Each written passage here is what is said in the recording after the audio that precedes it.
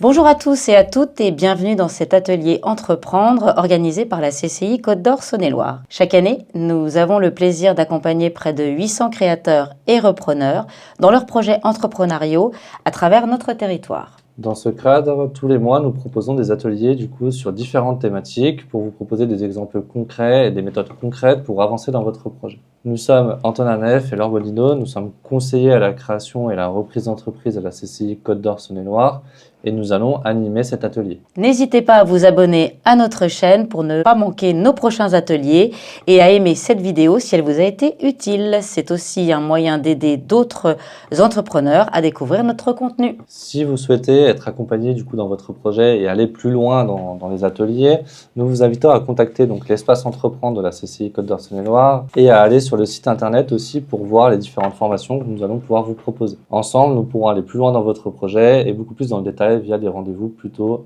individuels et centrés sur votre activité. Partons maintenant sur l'étude de marché, notamment sur la première partie qui va concerner la macroéconomie. Tout d'abord, ce qu'il faut savoir, c'est que l'étude de marché intervient après le moment où vous avez défini correctement votre idée et à partir du moment où votre modèle économique est aussi bien défini. C'est aussi une étape importante qui va vous permettre de définir votre communication, votre marketing et puis toutes les étapes qui vont suivre, donc le financier et le juridique. Vous verrez ça par nos collègues dans les autres ateliers. Tout d'abord, mettons un peu de contexte. Qu'est-ce qu'un marché? Un marché est un lieu de rencontre globalement entre un produit physique. Alors, ça peut être un lieu de rencontre à la fois virtuel ou à la fois physique. Et c'est un lieu où ça va s'échanger des biens ou des services entre des clients et des vendeurs. C'est ce qu'il faut retenir majoritairement du marché. Dans l'idée, ce qu'il faut retenir aussi, c'est que le but de comprendre ce marché-là va vous permettre de mieux comprendre les tendances, de mieux comprendre vos consommateurs et de mieux comprendre les besoins qui sont affiliés à ces consommateurs-là. Ça va aussi vous permettre d'anticiper, d'intégrer cela à votre projet, de mieux comprendre votre concurrence et de mieux comprendre comment va évoluer votre marché par la suite pour vraiment grandir et avancer dans votre projet. Je l'ai dit dans la phrase, globalement, ce qu'il faut retenir ici, c'est d'anticiper et d'intégrer tout cela à votre projet, à votre future entreprise pour vraiment pouvoir évoluer et anticiper la demande des clients. Dans une étude de marché, on va avoir globalement 7 étapes. La première va être de comprendre les chiffres du marché, comprendre son environnement, savoir comment il évolue et pouvoir s'adapter par rapport à ça.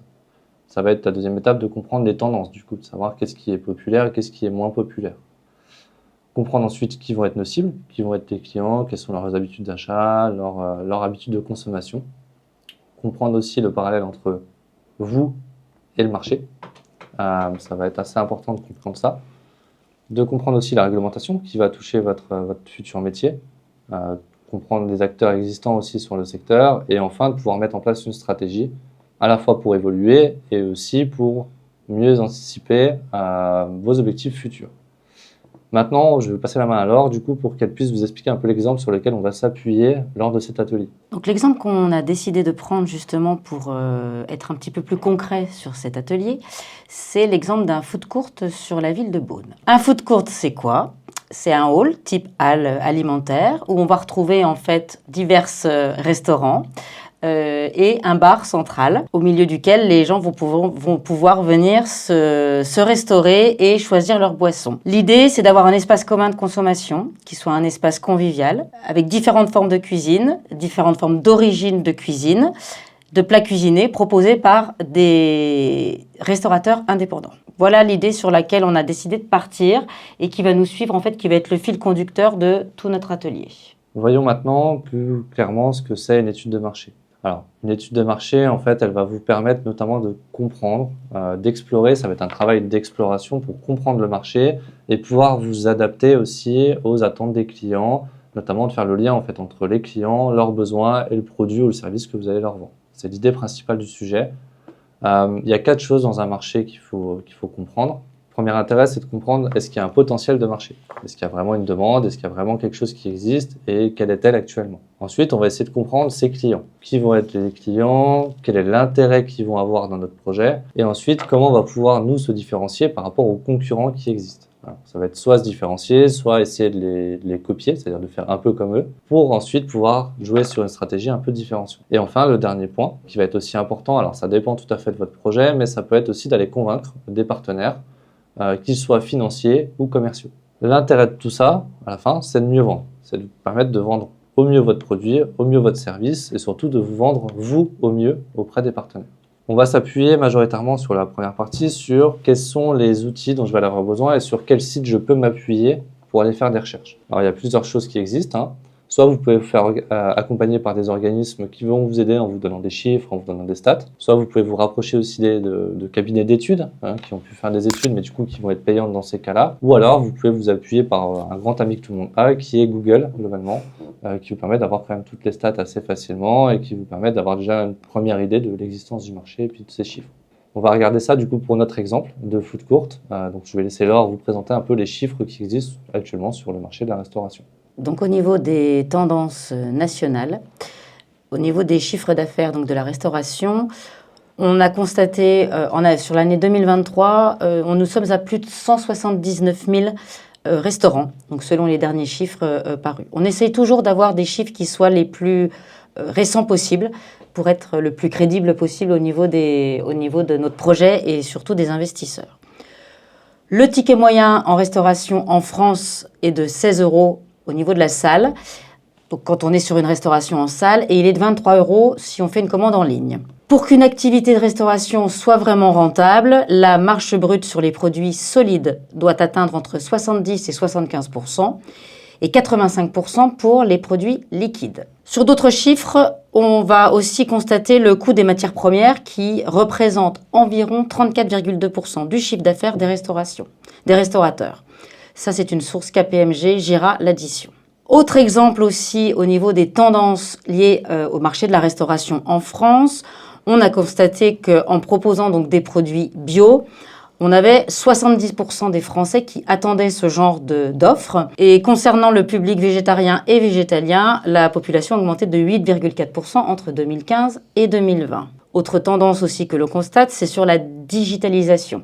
La digitalisation est également une opportunité puisque aujourd'hui, on a quand même 70% des chefs français qui sont présents sur Instagram et 47% des restaurants qui proposent une réservation en ligne. Enfin, on peut constater aussi une croissance du chiffre d'affaires en 2022 de 7% par rapport à 2019, ce qui démontre effectivement un regain d'intérêt des consommateurs pour la restauration. On constate aussi l'adaptation des restaurateurs aux nouvelles tendances de consommation telles les produits locaux, 66%, les végétariens 32% et surtout les options de vente à emporter 31%.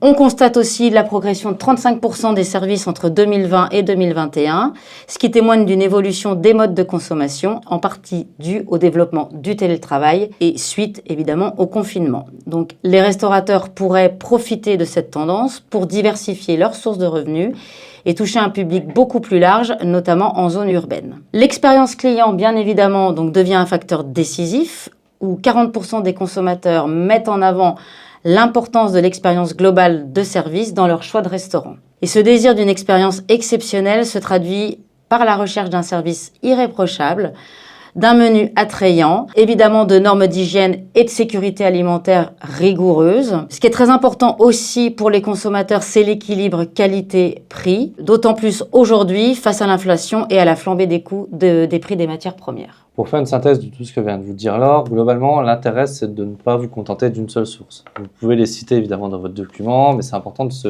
référencer avec plusieurs sources. L'intérêt premier, c'est éviter d'avoir des chiffres qui sont totalement faux, et c'est aussi de permettre de croiser l'information pour peut-être faire une moyenne du chiffre aussi, pour s'y retrouver et avoir quelque chose de plus réaliste avec le marché. Le deuxième point, c'est important aussi que vous l'ayez en tête, c'est que même si c'est en dehors de votre projet, une fois que votre entreprise est créée, il va être hyper important de rester en veille. Le marché il bouge tout le temps, il est tout le temps évolutif, les tendances aussi évoluent. On l'a vu ces 4 dernières années, ça a énormément bougé. Donc, soyez capable de rester en veille sur le marché. Ne dites jamais que ça n'arrivera pas. Il y a beaucoup d'entreprises qui ne croyaient pas à certains projets ou à certains marchés et au final, c'est arrivé. Donc, prenez toujours en compte cela et essayez de vous baser vraiment sur les tendances et sur les évolutions. Et enfin, c'est plutôt un conseil, essayez de prendre le bon virage au bon moment.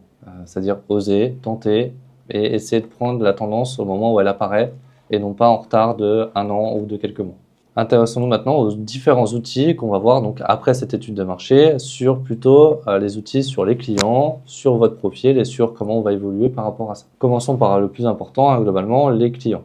Comment va-t-on segmenter les clients? Alors, les clients, l'intérêt c'est de pouvoir les découper en groupes de personnes qui ont en gros le même besoin qui vont attendre la même chose pour y répondre, qui sont prêts à payer le même prix, qui vont utiliser les mêmes canaux de communication, les mêmes canaux de consommation, pardon, et enfin qui vont, du coup, dans votre stratégie, être définis d'une certaine manière et qui vont correspondre à une offre particulière et pas à toutes les offres que vous allez proposer.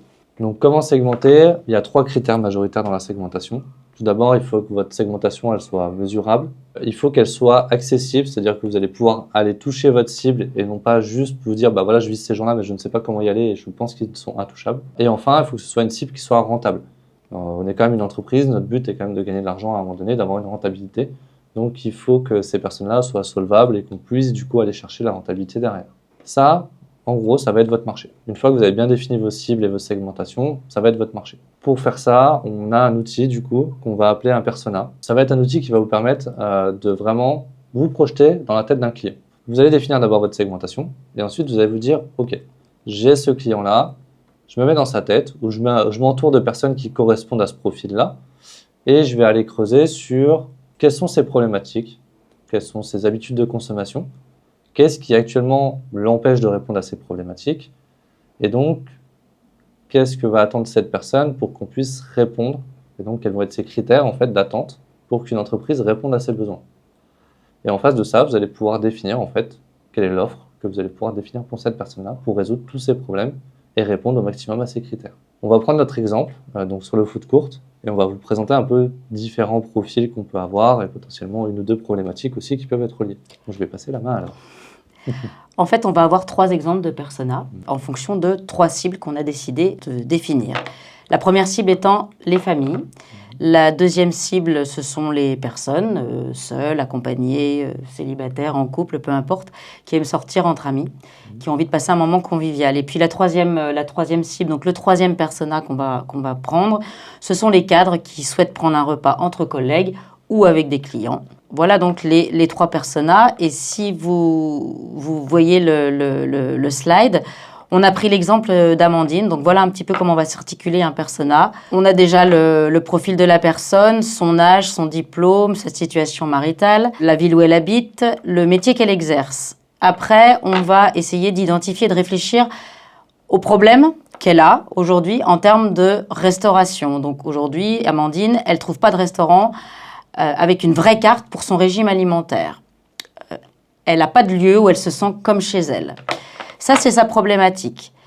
Les freins qu'elle va effectivement avoir, c'est le manque de choix à la carte, le peu de propositions de produits, et puis des prix surtout qui sont assez élevés.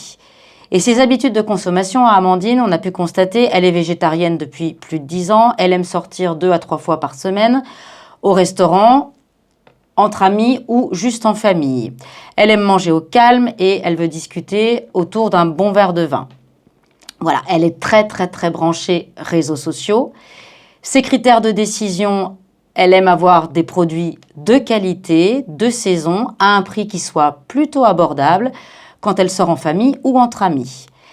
Elle aime surtout avoir une carte qui soit assez variée concernant les produits végétariens, ce qui n'est quand même pas toujours le cas aujourd'hui. Tout ça dans un cadre chaleureux. Et puis les facteurs clés de succès pour Amandine, ce serait de lui proposer une carte végétarienne avec au moins 5 plats minimum pour que ça lui fasse un choix. Travailler surtout avec des produits de saison et changer la carte selon les saisons, évidemment. Travailler aussi en circuit court avec des produits locaux et avoir une formule famille avec un prix réduit. Voilà. Donc voilà le type de persona qu'on va pouvoir travailler et qui va nous permettre justement de réfléchir à l'offre qu'on va pouvoir proposer en face. Ce qu'il faut retenir, alors ça va être un peu une phrase un peu bateau qu'on peut dire comme ça, ou ça fait un peu phrase de businessman un peu motivant. Mais l'idée, c'est que quand vous allez vouloir plaire à tout le monde, en fait, vous allez toucher personne. D'où l'importance de segmenter. Si vous visez absolument tout le monde, globalement, votre communication ne va pas être claire, votre message ne va pas être clair et votre offre ne va pas correspondre à un seul besoin, mais à plusieurs et peut-être du coup être moins efficace en termes de pertinence. Donc c'est important de retenir qu'il faut vraiment segmenter pour pouvoir toucher un maximum de personnes dans sa cible. Intéressons-nous à un 12e outil. Le 2e outil donc, va être un SWOT. Peut-être que certains en ont déjà entendu parler, c'est des sujets qu'on parle souvent en entreprise ou même dans les études pour certains. Donc cette matrice-là, en français, donc, va s'appeler un FFOM, globalement, donc pour force, faiblesse, opportunité, menace. Nous, la manière dont on va l'aborder, donc les forces et les faiblesses vont être abordées d'une manière à dire quelles sont les forces et faiblesses que j'ai moi en tant que personne pour me lancer dans ce projet-là. Donc, quelles sont les compétences, les connaissances, le réseau que je peux avoir, mais également les faiblesses que j'ai, c'est-à-dire peut-être les compétences que je n'ai pas encore, peut-être les connaissances que je n'ai pas. Et donc pouvoir un peu évaluer tout ça pour se projeter aussi et voir si déjà on a des choses à mettre en place ou non. Et sur les opportunités et les menaces, là on va plutôt s'intéresser au marché. On a fait une étude de marché avant, l'objectif c'est de retirer là-dedans quelles sont les opportunités en fait qu'on a détectées, sur quoi on va pouvoir s'appuyer pour vraiment lancer son activité, et quelles sont les menaces qui vont toucher le marché, sur lesquelles on n'a aucune main, c'est-à-dire très peu de contrôle, et donc sur lesquels il va falloir être vigilant tout au long de la vie de son entreprise pour pouvoir vraiment avoir un regard et être efficace aussi en développement. Comme le cas d'avant des personas, on va regarder un exemple du coup avec Laure sur le cas de notre food court et sur le cas des restaurants. Donc si je prends notre restaurateur qui veut se lancer dans la création d'un food court, je vais déjà mettre en avant ses forces, ses faiblesses, comme le disait Antonin. Donc ses forces, on constate qu'il a une expérience de 10 ans en tant que gérant de restaurant, donc c'est un milieu qu'il connaît particulièrement bien. Il est plutôt à l'aise avec le client parce que c'est quelqu'un qui aime beaucoup le relationnel, donc il est plutôt très à l'aise là-dessus. C'est quelqu'un de très organisé. On est aussi sur un concept complètement inexistant dans la ville et sur une innovation totale. Ça, c'est ses forces. En revanche, ses faiblesses, on a pu constater qu'il manque de compétences, notamment en termes de comptabilité et de communication. La deuxième faiblesse aussi qui va le concerner, c'est qu'il n'a pas encore de notoriété dans la ville parce qu'il n'est pas habitant de Beaune depuis très longtemps et qu'il n'a pas un réseau qui est extrêmement développé.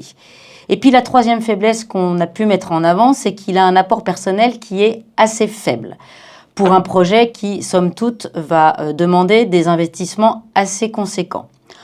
En termes d'opportunités et menaces, donc si on regarde par rapport à l'environnement qui l'entoure, on est sur un concept complètement inédit, complètement inexistant dans la ville où il y a déjà une quantité assez importante de restauration. Il y a une offre qui est quand même assez développée, mais ce concept-là n'existe pas. C'est une opportunité pour notre restaurateur.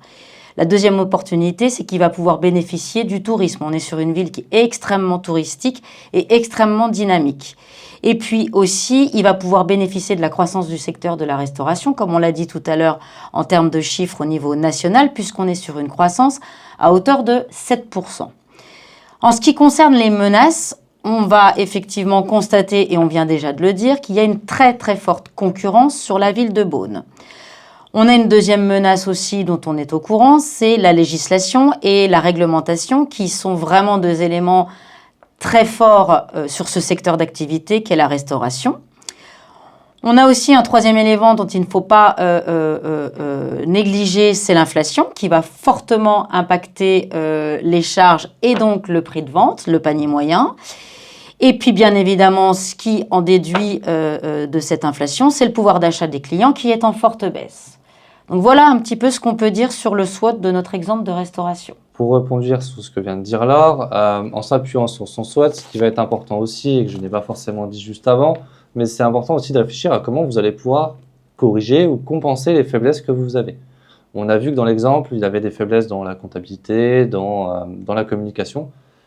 Lui, par exemple, notre chef d'entreprise va pouvoir peut-être se faire accompagner par un expert comptable, ce qui va lui permettre de se décharger en fait de cette capacité de comptabilité et donc de rester professionnel dans son métier tout en ayant un suivi de chiffres assez important. C'est vraiment un point important aussi là-dessus, c'est de vraiment retenir qu'il faut que vous ayez une manière de corriger ces faiblesses-là, ou en tout cas une manière de les compenser pendant une certaine période. On va s'intéresser maintenant, après le SWOT, à la réglementation. Donc Laure l'a dit, mais on l'a vu aussi dans le SWOT, la réglementation va beaucoup toucher ce secteur-là. Selon vos secteurs, selon votre activité, vraiment aller faire des recherches pour savoir un peu toute la réglementation qui va entourer, toute la législation qui va encadrer cela, et puis aussi pouvoir anticiper potentiellement les nouvelles lois ou les nouvelles règles qui vont s'appliquer à votre secteur. On va regarder avec l'exemple qu'on a pris, les premières règles, on va dire, ou les premières réglementations sur lesquelles il faut faire attention. Alors le secteur de la restauration est un secteur qui est extrêmement réglementé.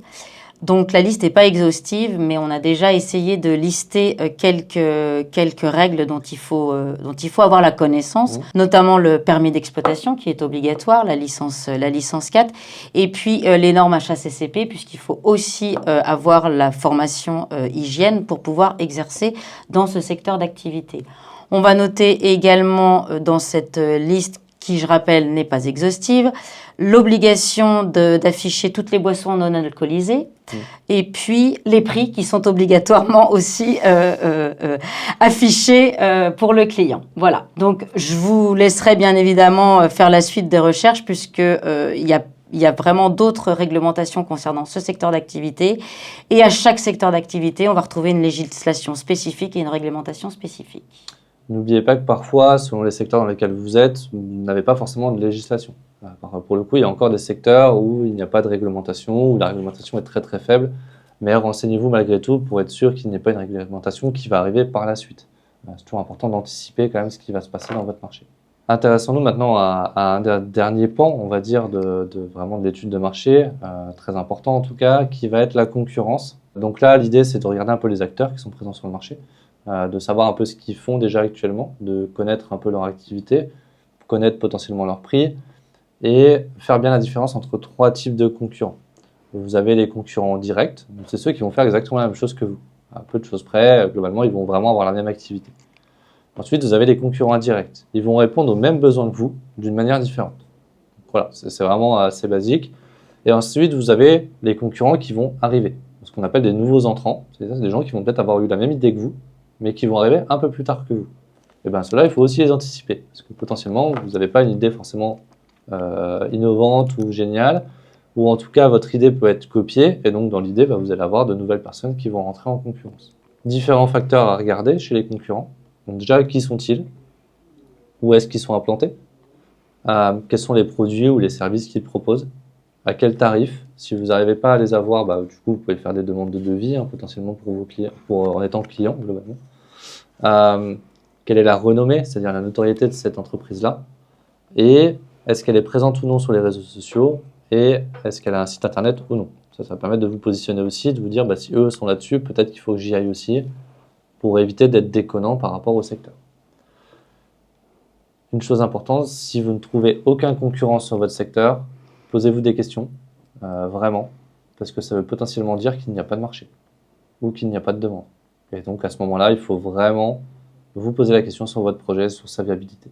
On va regarder tout ça du coup avec l'exemple qu'on a pris. Donc, je vais laisser Laure du coup vous présenter un peu une synthèse de ce qu'on peut avoir en termes de concurrence. Donc pour notre exemple de food court, on a joué les clients mystères et on est allé voir ce qui se passait dans d'autres restaurants donc de la ville de Beaune. Comme il y a énormément d'offres, on en a sélectionné 3. Le principal n'est pas d'en sélectionner 10, 15 ou 20. Sélectionnez-en 3 ou 4, mais sélectionnez-les bien et analysez vraiment de fond en comble tous leurs forces, mais aussi leurs faiblesses. L'objectif, en fait, de cette analyse, c'est de définir pour votre offre à vous un axe de différenciation. Donc, on a pris 3 restaurants, la Table du Square, le Caveau des Arches et le 21 Boulevard. Et à chaque fois, on a procédé de la même manière. On a regardé les produits ou les services qu'ils proposaient. On a surtout essayé de mettre en avant leurs forces, leurs faiblesses, les prix qu'ils pratiquaient et puis la stratégie de communication. Si je ne prends qu'un exemple étant le Caveau des Arches, je constate que les produits qu'ils proposent, on est plutôt sur une cuisine traditionnelle. La force de ce type de restaurant, on est sur un cadre atypique puisqu'on se trouve, comme son nom l'indique, dans un caveau, que le service est plutôt de qualité et que les plats sont également très qualitatifs. En revanche, au niveau des faiblesses, il y a une très mauvaise visibilité puisque, comme je viens de vous le dire, on est dans un caveau et que d'extérieur, on peut passer devant sans voir le restaurant. Au niveau des prix, on a constaté un panier moyen sur un menu entrée plat dessert de 38 € environ. Et puis la stratégie de communication, on a un site internet, bien évidemment on a un compte Instagram et on a un compte Facebook, tout ça étant alimenté très régulièrement par les propriétaires. Donc, une fois qu'on a fait cette analyse de la concurrence, on va, comme je vous le disais, essayer de trouver des axes de différenciation, l'objectif étant de proposer une offre qui soit complémentaire avec l'offre existante, mais de se différencier des autres pour pouvoir attirer aussi nos clients.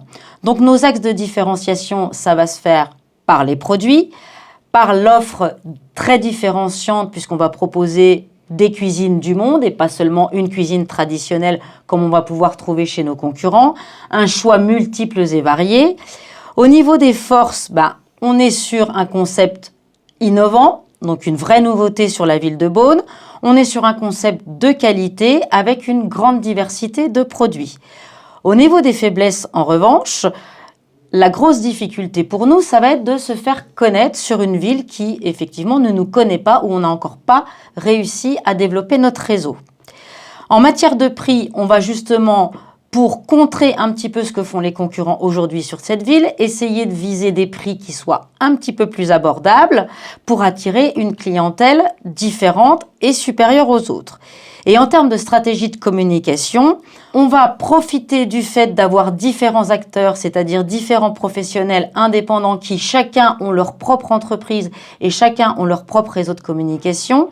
On va essayer de profiter d'eux justement pour démultiplier la communication du réseau et donc du food court.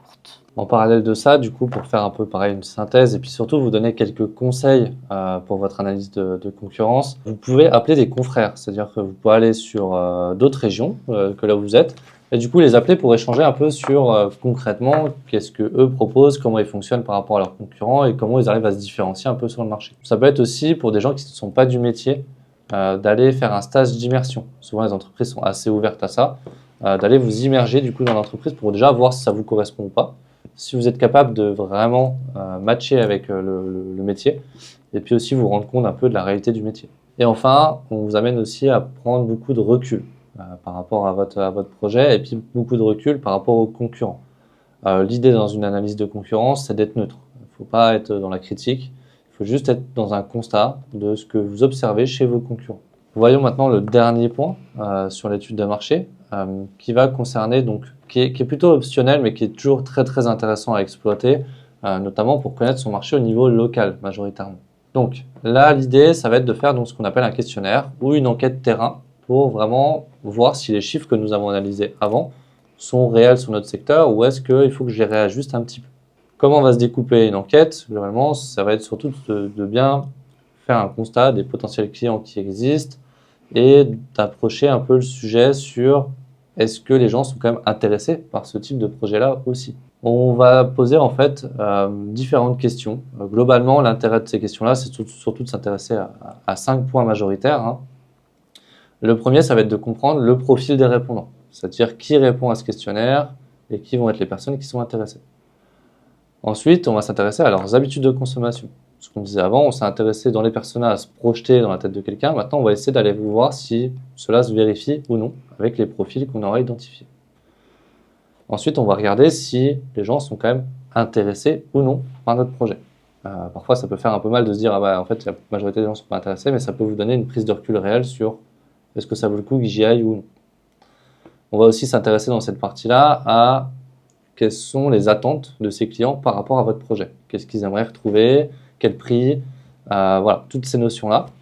Et ensuite, on va s'intéresser du coup au budget qui sont prêts à louer par rapport à vos offres. Alors que ce soit des services ou que ce soit des produits, on va vraiment s'intéresser à ça majoritairement en prenant en compte qu'il ne faut pas fixer des prix déjà très, très établis, on va dire, dans le questionnaire, mais plutôt des tranches de prix pour vous laisser une marge de sécurité, pouvoir jouer avec les valeurs quand vous allez aller voir après vos fournisseurs ou d'autres personnes, et puis faire un vrai constat et pouvoir mieux matcher avec le marché et être rentable, c'est toujours la même solution derrière.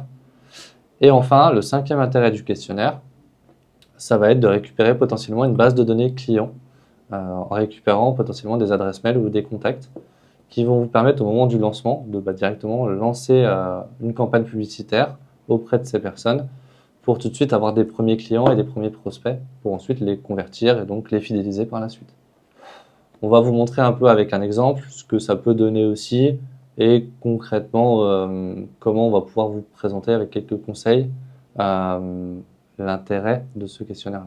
Donc l'idée, c'est de construire un questionnaire avec environ une quinzaine de questions. Donc on vous montre un exemple de questionnaire toujours sur notre foot courte qu'on va vouloir diffuser, qu'on va essayer de diffuser notamment sur les réseaux sociaux. L'objectif de ce questionnaire, c'est justement, comme le disait Antonin, d'analyser en local tous les constats qu'on a pu faire au niveau national. Vous pouvez déjà, un conseil, tester ce questionnaire auprès de votre entourage. Ça peut être une première porte d'entrée.